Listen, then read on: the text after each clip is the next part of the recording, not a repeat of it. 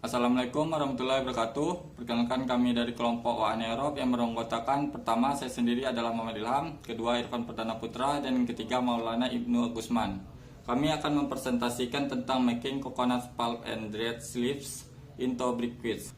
Briquette merupakan salah satu bentuk bahan bakar alternatif yang semakin populer, terutama di kalangan masyarakat yang peduli terhadap lingkungan.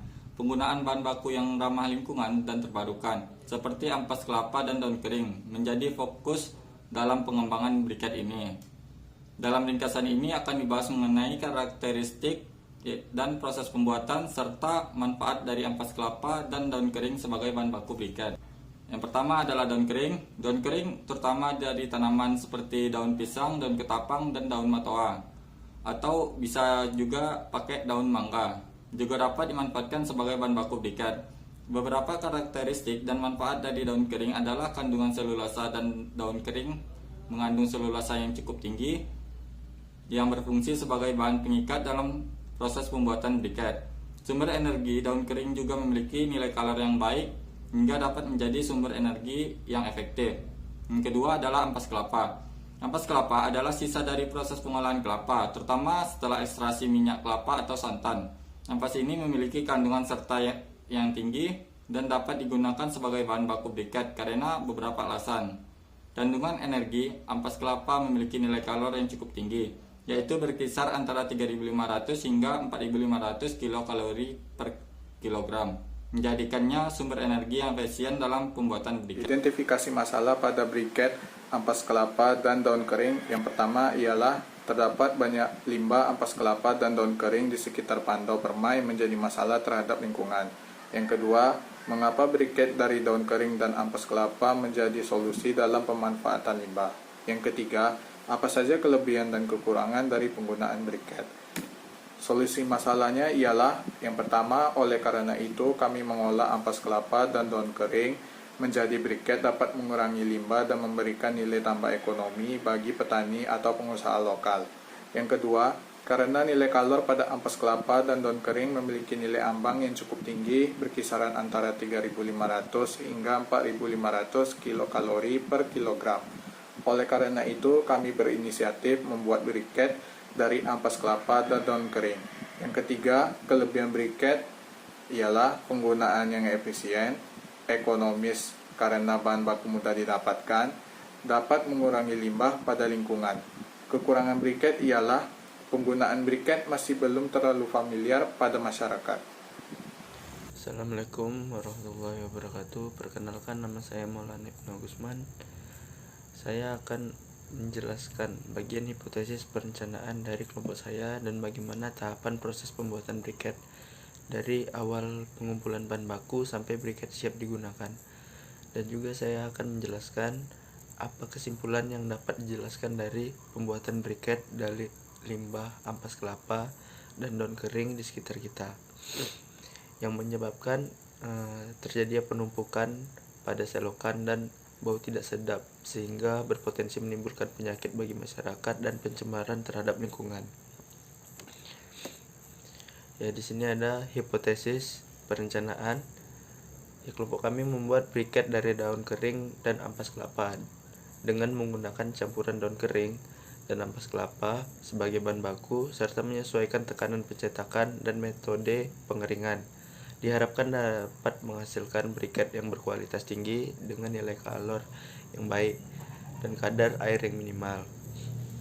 Optimalisasi proses pencetakan dengan menerapkan teknik pencetakan yang tepat, misalnya menggunakan mesin press dengan tekanan optimal dan waktu pengeringan yang sesuai produk yang diharapkan, memiliki kekuatan mekanik dan baik serta tidak mudah hancur.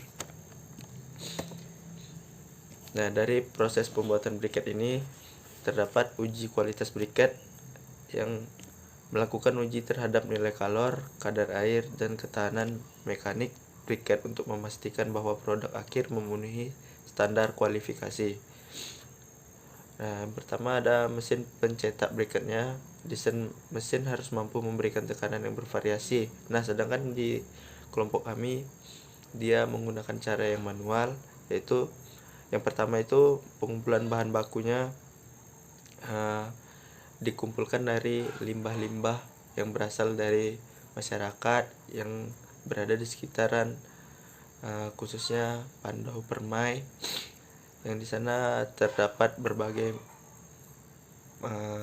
kotoran dan limbah-limbah yang menumpuk, sehingga kami mengambil proses dan mengambil bahan baku dari tempat banyaknya penumpukan.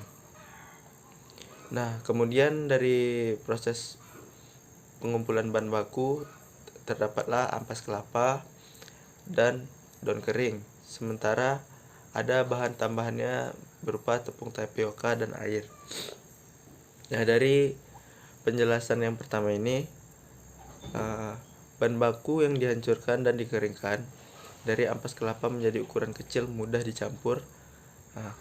Nah, di sini dicampur dengan perekat, yaitu sesudah diayak dari pembuatan yang pertama, kemudian dicetak menggunakan proses pemadatan yang berfungsi untuk mencetak briket dalam keadaan yang padat dan dioptimalisasi kadar airnya berkurang.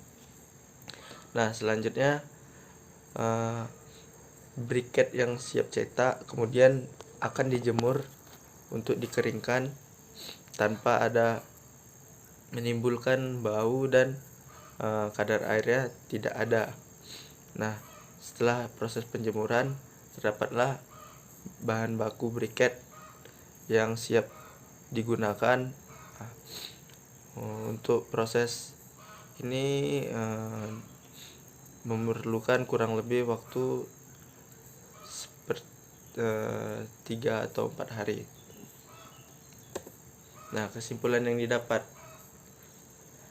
dari ampas daun kering merupakan bahan baku yang potensial untuk pembuatan briket yang ramah lingkungan dan ekonomis. Dengan proses yang tepat, kedua bahan baku ini dapat dimanfaatkan secara maksimal untuk menghasilkan briket yang kualitas tinggi, yang dapat menjadi alternatif bahan bakar dan berkelanjutan. Penelitian ini lebih lanjut dan dikembangkan teknologi dalam pembuatan briket dari bahan-bahan ini sangat diperlukan untuk meningkatkan efisiensi dan kualitas produk akhir berupa nilai kalor yang tinggi. Yang kedua, proses pembuatan yang efisien. Yang ketiga, berpotensi sebagai energi alternatif.